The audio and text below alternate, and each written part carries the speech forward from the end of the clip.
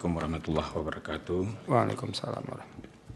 Selamat sore, salam sejahtera untuk kita semua. Yang mulia Ketua dan anggota Majelis Hakim Konstitusi, izinkan saya menyampaikan PowerPoint. Kalau bisa ditampilkan. Silakan ditampilkan PowerPoint-nya. Melengkapi keterangan tertulis yang sudah kami sampaikan sebelumnya. Barangkali kami ingin menyampaikan angka-angka pada kesempatan ini yang mulia. Next. Kami perkenalkan Universitas Andalas baru menjadi PT NBH dengan peraturan pemerintah nomor 95 tahun 2021. Secara praktis kami menjalankan PT NBH ini sejak tahun 2022 setelah semua institusinya lengkap. Terdiri dari 15 fakultas, 1 sekolah pasca sarjana, kemudian 154 program studi, dan 26 program studi kami terakreditasi internasional. Next.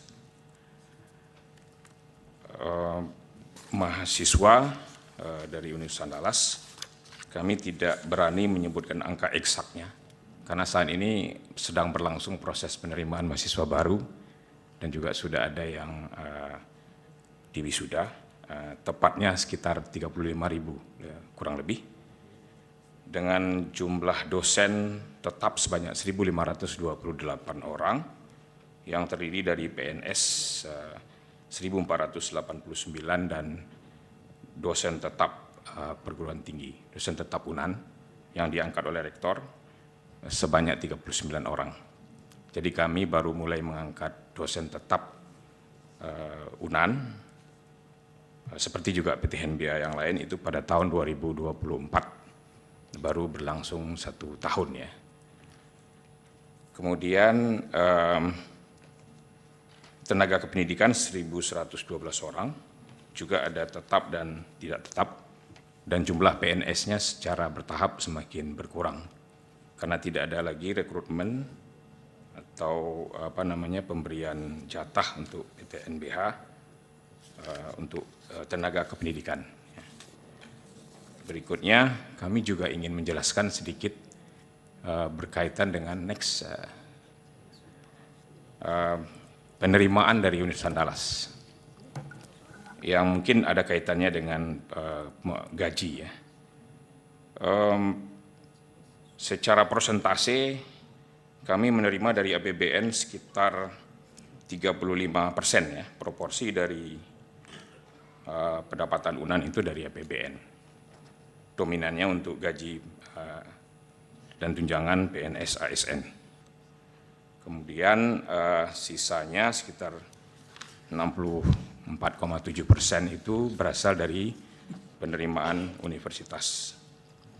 Nah, besaran gaji Universitas Andalas itu untuk ASN saat ini sekitar 269 miliar, yang murni ini dari APBN.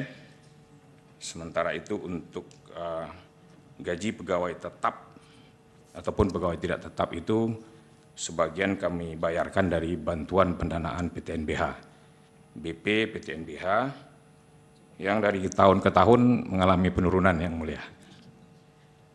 Kemudian kami juga punya tambahan untuk segenap ASN dan juga pegawai tetap atau pegawai tidak tetap melalui remunerasi.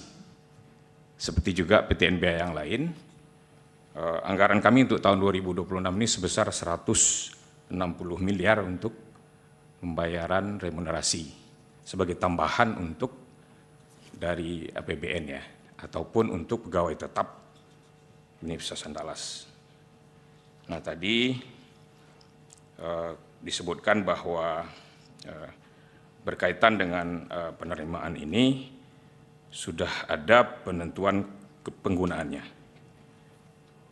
Kemudian next juga sedikit kami sampaikan juga, karena ada kesan bahwa perguruan tinggi itu ternyata memungut UKT atau SPP yang tinggi ya.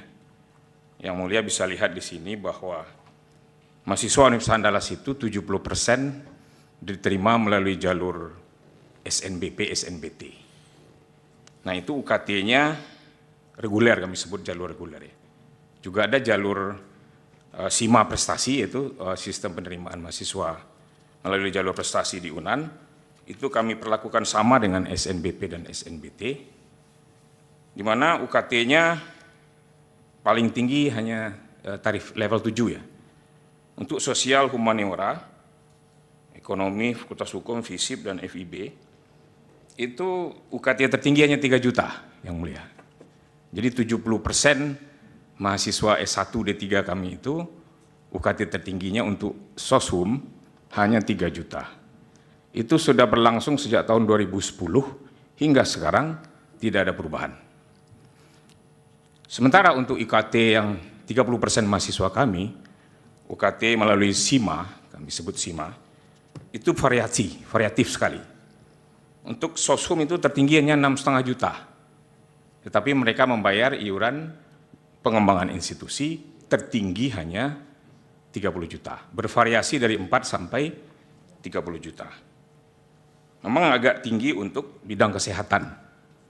Kami memang memungut iuran pengembangan institusi untuk bidang kesehatan, kedokteran khususnya, sebesar 100 juta. Kedokteran gigi sebesar 175 juta itu hanya sekali bayar. Maksudnya 1 kali selama kuliah. Nah itu hanya untuk jalur SIMA.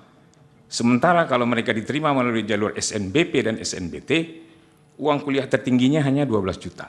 Tidak membayar IP. Kemudian dari itulah kami kemudian menghasilkan pendapatan yang jumlahnya sekitar 400-an. 400 berapa juta tadi ada di data yang kami serahkan. Kemudian kami masuk kepada next pegawai, sistem kepegawaian Universitas Andalas. Dalam Peraturan Rektor Nomor 22 Tahun 2022, ini kita mengatur seperti juga PT HNBH yang lain, memiliki 2 rezim kepegawaian yang berjalan secara paralel. Ada ASN itu terdiri dari pegawai negeri sipil dan P3K. P3K kami itu ada di rumah sakit Universitas Andalas dan juga rumah sakit gigi dan mulut. Kemudian ada pegawai tetap dan pegawai tidak tetap Universitas Andalas yang diangkat oleh rektor. Nah ini tadi yang kami sebut bahwa kami seperti juga PT HNBH yang lain memberlakukan pegawai tetap persis seperti PNS. Jadi ada gaji pokok, tunjangan fungsional, ikut juga menerima remunerasi, pay for position, and pay for performance. Next, nah mungkin kami ingin lanjut ke, ini mungkin tidak perlu kami jelaskan detail, lanjut ke take home pay, ini supaya kita menyingkat waktu. Sebagai gambaran, ini data terakhir yang kami dapatkan dari keuangan, itu kami membuat perhitungan take home pay bulanan dosen, di mana dihitung dari semua yang diterima 1 tahun, kemudian kami bagi 12. Nah untuk jabatan, untuk dosen saja ini, non jabatan fungsional yang belum punya jabatan fungsional, itu tercatat bahwa take home pay terendahnya adalah 5,4 juta per bulan. Tapi juga ada yang tertinggi, itu 9,9 juta.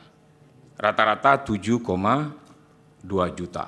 Ini catatannya adalah bagi mereka yang sudah 100% menjadi pegawai Universitas Andalas. Karena ASN atau PNS itu juga ada yang masih CPNS dan juga ada yang pegawai dosen tetap yang masih dalam status sebagai percobaan. Untuk asisten ahli itu yang terendah 8 juta, yang tertinggi 23 juta, rata-rata 14,3. Untuk lektor terendah 11 juta, tertinggi 33 juta, rata-rata 20 juta 900. Untuk lektor kepala 14 juta terendah, tertinggi 50 juta. Untuk guru besar itu 24,8 juta terendah, tertinggi 60,7 juta, rata-rata 41 juta.